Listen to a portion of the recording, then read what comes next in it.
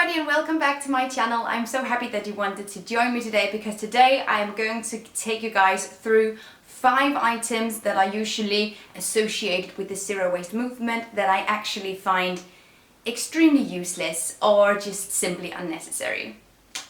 With social media and social media representation being such a big part of the zero waste movement, the zero waste movement has become all about what it looks like.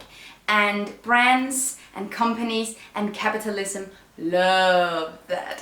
Advertisers, companies and even influencers are trying to make you buy sustainable products, but if you don't really need this product, it cannot by definition be sustainable. I am here to tell you that you only actually need the items that you need.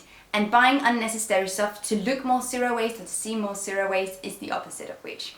So I hope you're going to enjoy this video. I would also like to point out that although I find these products extremely useless or unnecessary, you may have another situation, you may live another life where this product seems extremely useful and then go nuts. But for me and for my personal experience of life as a human being, these products are not necessary for me to live.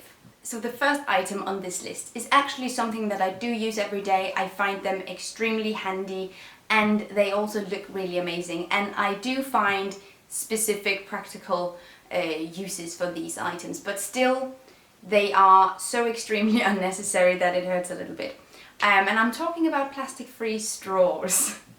I've made other videos about how I do not necessarily like plastic-free straws and how I don't like when companies that carry plastic-free straws are advertising them as though they are extremely necessary. Because one of the best things you can do as a zero waster is refusing, and that also means refusing these sort of products if you don't really need them. I know some people actually need straws, like people with disabilities, but I'm not specifically talking about those situations. Of course I do use plastic-free straws once in a while. I do have them in both bamboo, glass and stainless steel. It's one of those promotional things that I, as a blogger and influencer, I get sent quite a lot, and I've started saying no because at this point I have enough of them and it feels bad inside because the amount of resources and energy it takes to produce one of these things is massive, so you really need to use them a lot of times before it's even, or it comes to a point where the straw is neutral in impact. I do use my stainless steel straws for my smoothies and whatnot, but gun to my head, I could probably do without.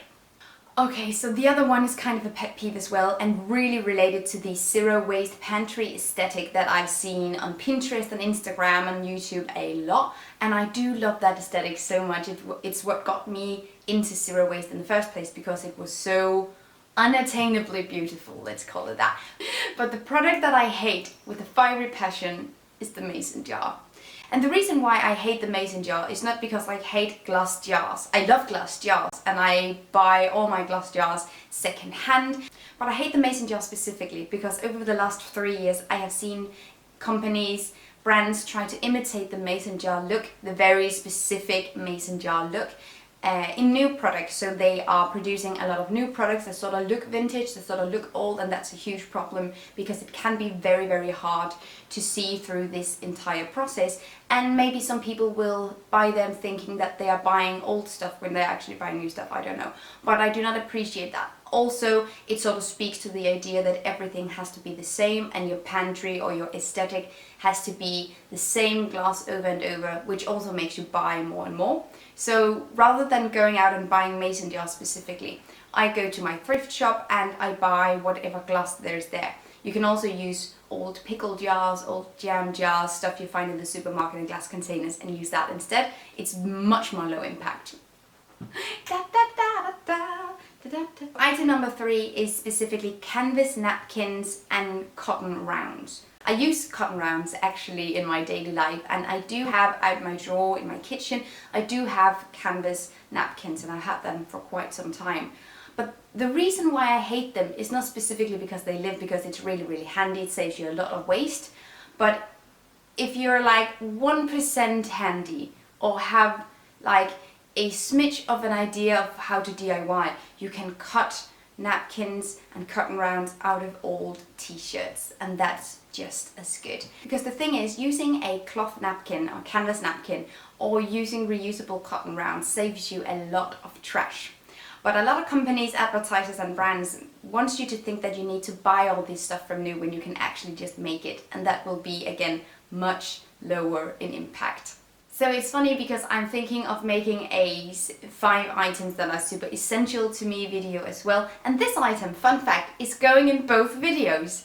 How about that? It's one of those items that I do not necessarily recommend other people buying, but I got mine gifted as one of the very first things I got when I started blogging about zero waste, and I have loved it ever since, and I do love it. And if you feel like you could get some use out of this product, definitely look into it. It's stainless steel containers, yo.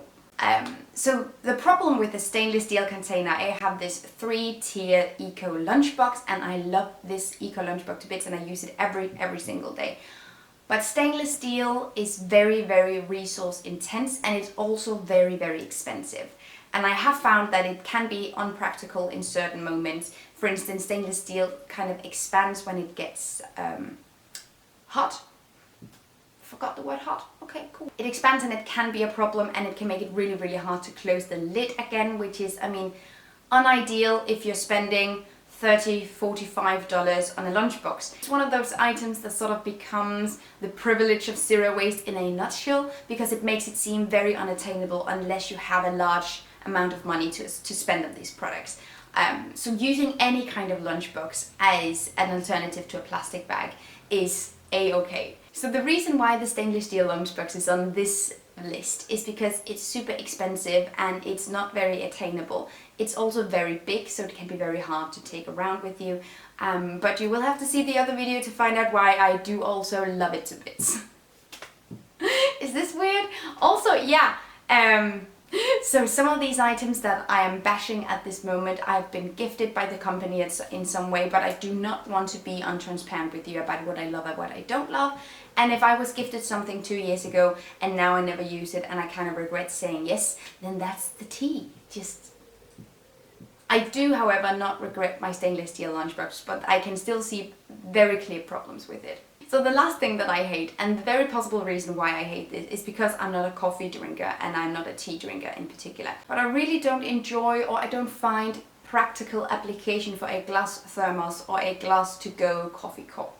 I have a reusable water bottle and I use that for absolutely everything. It can also hold hot beverages, although I haven't had it do that yet because I don't really like hot beverages. But for me specifically, buying a thermos specifically for hot beverages would be an absolute waste, or buying a small thermos which is specifically for hot things, I reckon, would also be absolutely useless. And I have one here at home and I thought I was going to be using it more, but I'm not.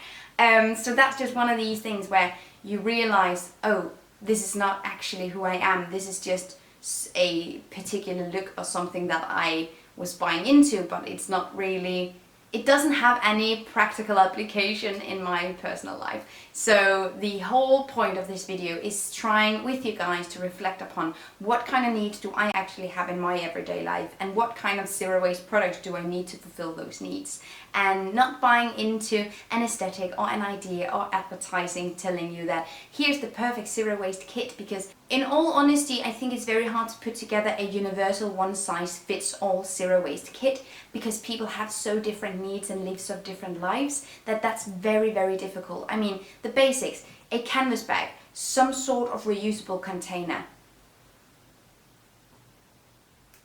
I hope that this video helped you, and that when you in the future are buying a product, that you will reflect upon how much you will need it and if you will need it at all. I hope to see you guys in my next video, and take really good care of yourselves until then. G out! Thank you so much for watching this video, and also a special thank you to my Patreon supporters. You guys help me create green zero waste content, and I love you guys. You can find the links to my social media accounts down below and the link to my Patreon on this screen. Bye!